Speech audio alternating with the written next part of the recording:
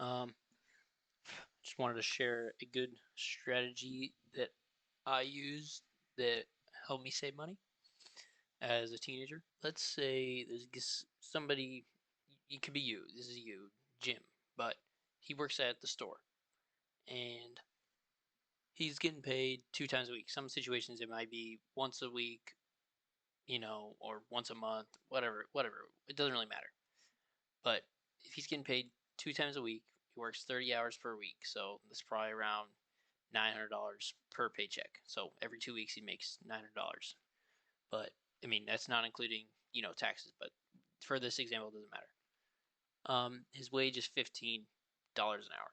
That's how we got 900. Um, Now when payday hits for him or for you, what you're gonna do is you're gonna keep $100 for each week, and $100 is just a good starting number.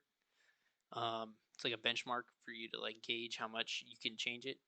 Um, but for 2 weeks is $100 each week, so you could split it up to where you only give yourself $100 for the 1 week, so it's easier for you to manage, or you could do $200 per for the next 2 weeks, depending on how you're able to manage your money. If you have more trouble managing your money, I'd recommend just doing $100 a week and making like only having that $100, and then once the next week hits, you can add that another $100.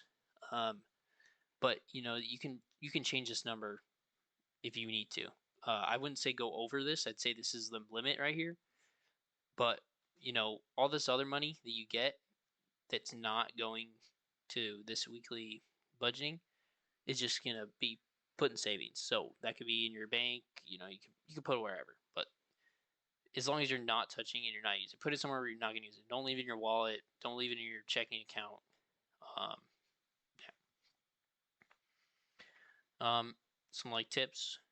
You gotta stay consistent. Because if you don't stay consistent, you're gonna be able to get off track and not stay consistent. I mean, it's obvious.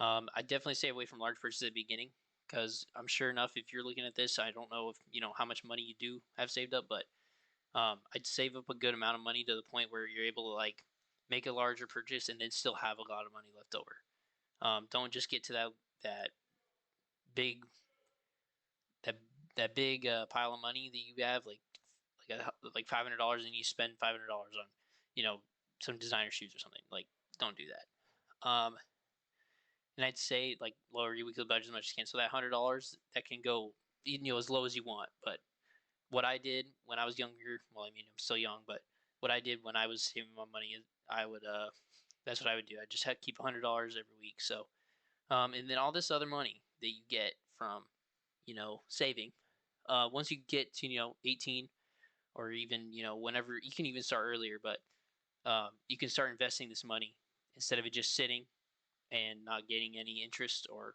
gaining anything. It's actually losing. But you can put in like Roth IRA, for example. I mean, it's just a long-term investment for mainly retirement.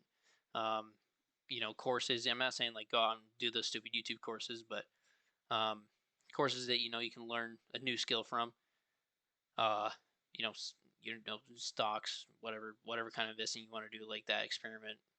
And then books. I think books are great. You should get in the habit of reading because reading is a lot really helpful. And there's a lot of people out there that don't read, and I was one of those guys that didn't want to read all the time. But once I started picking up books and reading for like 15, 20 minutes every day, it kind of like opened my eyes because there's a lot of information in books that I feel like that we don't get from other places.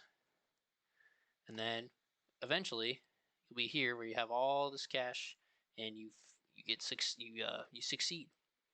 You'll be in you have success. So yeah, that's just an idea I have that worked for me, so it might work for you.